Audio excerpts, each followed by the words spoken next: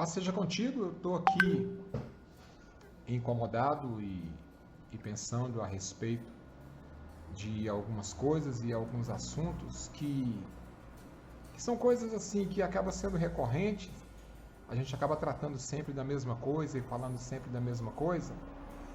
Tenho falado a respeito desses assuntos, e mais uma vez eu estou aqui para poder meditar um pouquinho a respeito dessas coisas. O reino de Deus ele é muito organizado e devido à justiça de Deus, as coisas trabalham muito alinhadas no reino de Deus. Nada pode estar fora do propósito, nada pode estar fora do que é certo, do que é o correto, porque se essas coisas caminharem fora do que é aquilo que é o justo, do que é aquilo que é o determinado por Deus, abre uma brecha para que o inimigo ele encontre espaço contra a vida da gente, contra a nossa família, contra a nossa igreja, impede o crescimento de igreja, impede o crescimento da nossa vida espiritual, impede que a nossa saúde vai bem, impede que, enfim, um tanto de coisa acontece quando alguns princípios são quebrados. E eu queria chamar muita atenção de cada um que está me ouvindo neste momento, que está assistindo esse vídeo, parou um pouquinho para assistir, porque eu queria que você desse uma olhada para a sua própria vida. Assim como vocês que são membros da Igreja do Jardim das Flores, dessem uma olhada também para a vida e para a história da nossa igreja, porque a gente percebe que algumas coisas que estão acontecendo, às vezes, na vida da gente, na vida pessoal, né, na igreja, na vida financeira, enfim, no casamento, na saúde física, na saúde emocional, a gente percebe que algumas coisas que estão acontecendo não era para essas coisas estarem acontecendo. Quando nós olhamos para a palavra de Deus e para a verdade da palavra de Deus e das promessas de Deus, nós percebemos que a gente podia ter muito mais coisa do que a gente tem, a gente podia estar muito mais feliz do que a gente é, ter muito mais saúde do que a gente tem, ser muito mais próspero do que a gente é, ter uma saúde emocional muito melhor do que a gente tem. A gente podia estar muito melhor se a gente desse ouvidos à voz do Senhor, né? A Bíblia nos chama atenção quanto a isso, né? Se nós ouvíssemos ao Senhor, né? Se nós quisermos e ouvirmos ao Senhor, nós comeremos o melhor dessa terra. Será que a palavra de Deus ela é mentirosa? Não, ela não é. A questão é que nós não buscamos viver a intensidade da palavra, a verdade da palavra do jeito que ela tem que ser. Porque quando nós queremos viver, nós falamos em viver a verdade da palavra, significa que quando a palavra ela vai contra os nossos princípios ou as nossas vontades, nós submetemos os nossos princípios e as nossas vontades à palavra de Deus. Eu fiz uma postagem há pouco,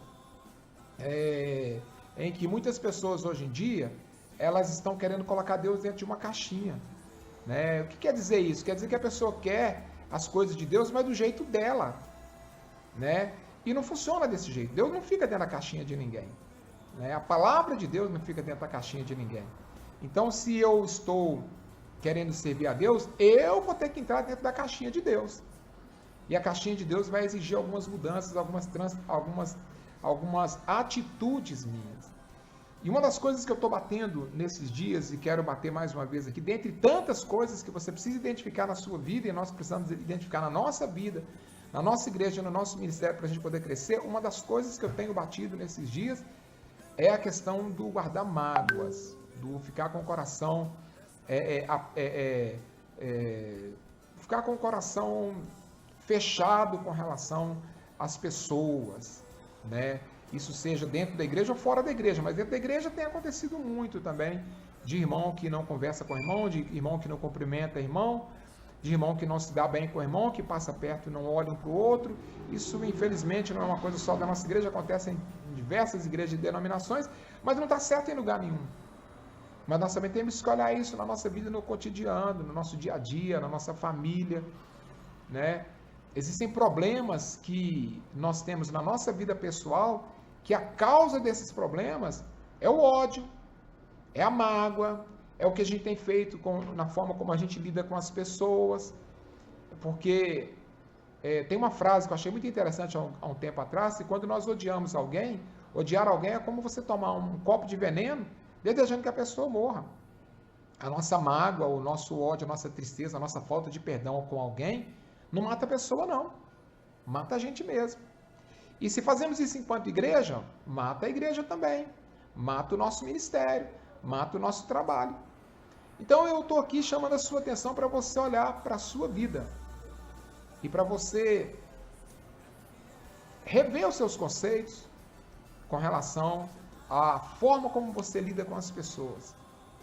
Está chateado com alguém? Seu coração está amargurado com alguém? Se seu coração estiver amargurado com alguém, as coisas que estão acontecendo na sua vida, como sua saúde física, sua saúde emocional, o seu ministério, talvez não está nem fluindo, as suas orações que não são atendidas, a sua falta de comunhão com Deus, isso tudo que de repente não está andando bem, pode e com certeza é consequência desse ódio, dessa mágoa, dessa tristeza no seu coração com relação a alguém. Então, meu querido, a palavra que eu quero deixar aqui neste momento é: limpa o seu coração.